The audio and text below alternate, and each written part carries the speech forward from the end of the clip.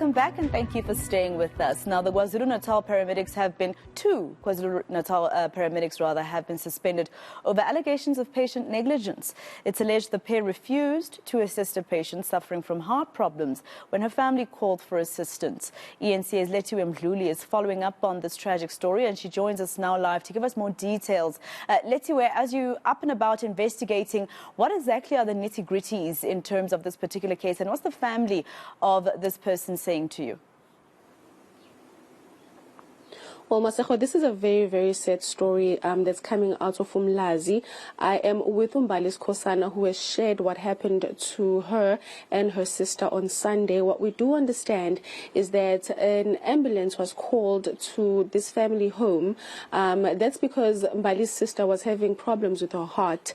And when they eventually came to this homestead, the paramedics refused to help the patient. And we do understand that they then left without even consulting the family. The family is very distraught and they are saying that they want action taken against these paramedics and they want the Department of Health in the province to provide answers as to is this the right way to treat patients here in KwaZulu-Natal. But right now I'm joined by Umbali. I want to bring her in because I want her to tell us exactly what happened. Umbali, thank you so much for joining us at eNCA.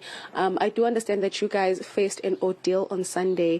Take me through what happened from the moment you called the ambulance. What did the paramedics say to you guys when they came here, and what happened?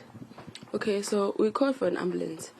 They said they're going to get back to us. They're still checking how busy Mlazi is. And then we waited. Maybe like an hour later, the guy on the ambulance called us, and then he asked, where are they coming? When I asked, where are you guys at, so it can be easy for me to direct you, he said, that's none of your business, you just tell us where we are coming. And then I told him, we near Mekapilani, they must use the second left, and then when they are near the white stairs, they must tell me so I can come out. And then maybe like 45 minutes later, they called again, shouted, why are we not on the road? I told them, I cannot leave my sister like this. And I told you, as soon as you get close, tell me so I can come out. Then he asked where she at. I told him she's in bed and she's heavy. It was just me and her son at the time. He asked, and then I said, what's some sevens of paramedics? And then I was it's either we call our neighbors or they are leaving because they are not supposed to be here. They are supposed to come with the van and they are not going to find a van at the time. Okay, I sent my sister's son to go and look for our neighbors. They came. She was heavy. We went back to the ambulance and we asked for a stretcher to at least make it easy. They said they're not getting out of the car. It's none of their business. They are leaving. It's either we get her there or they are leaving. There's nothing special about us. They have lots of patients to attend to. We had to call the neighbors here next door because they were having some sort of a party. We asked for men to come and carry her. Still, she was heavy because we were using Ituvet and she's heavyweight now. Okay, we couldn't. We tried to make her walk to Sambambala. And then when we walked, she was crying because her body was sore. She couldn't get out of the bed the whole day. She was crying. She started crying. When we got to the steps, that's when she sat down. We tried to carry her, and then she started having problems with breathing. And I'm not sure whether that was a seizure, but she was shaking. When we got close to the ambulance, the driver came out and opened the door of an ambulance. He was wearing armor gloves. We still asked for a stretcher because we had to lift her up. She couldn't get up. She just sat down. She lost energy. We asked for a stretcher. Still, the guy that was still in the ambulance said we were wasting their time. Yeah. They want to attend to another patient. Okay, we tried, but then she couldn't get up. But we were wasting their time. They are leaving, and then they left. The lady from the neighbors, because it's a circle, she went to try and stop them. They didn't even listen to her. They just drove and left. And then I started posting because I knew I want action to be taken against them. But if I'm doing this alone, they're not going to attend to me. So I had to ask for help from the public. As soon as the news trended, some lady commented and said she saw them around. U section. U is near Mekapilani. She saw them they parked at the Shisanyama, they were enjoying themselves. I believe the lady because at that time, I didn't edit my address. I edited my address later. They didn't know where we at, but they saw the number plate and said, this ambulance is somewhere here. That's when I edited my address because some people were asking, where is this happening? Yeah. Yes. How is your sister now? Because I do believe that after the neighbor assisted you guys to get to the local clinic, she was then transported to the nearby hospital. How is she now? It's getting worse because we had only known about her heart problems, and the doctor, when I came to him, she took blood test and came to me and explained everything. She now has a kidney failure and liver failure, and before we got to the hospital, she was already losing a memory. And yesterday when I visited her again, she couldn't even see me. She doesn't even remember that she has a son. So memory loss is getting worse, but she can now eat. Yeah. Do you believe, Uguti, if the paramedics assisted you guys and they were kind enough to do their job, your sister would have been okay, or she would have gotten the help a bit earlier? I believe, Uguti, the paramedics made everything worse because if you're having heart problems, firstly, you just don't need to go to umoya wakunyuk.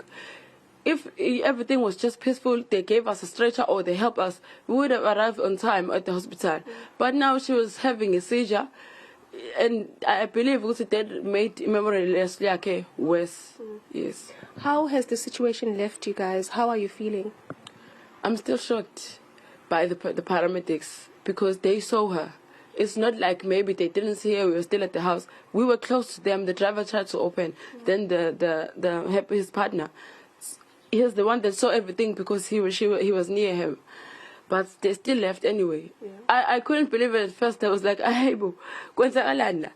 and now I don't feel safe because that guy, I don't know, maybe he was drunk or he's just rude naturally.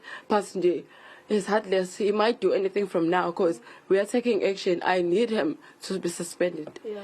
We have learned that the Department of Health has suspended them and there's an investigation. What kind of action do you want taken against these people? Firstly, I don't believe that they are suspended because the news of them being suspended started yesterday. We were still at the hospital. I was accompanied by the FFF members.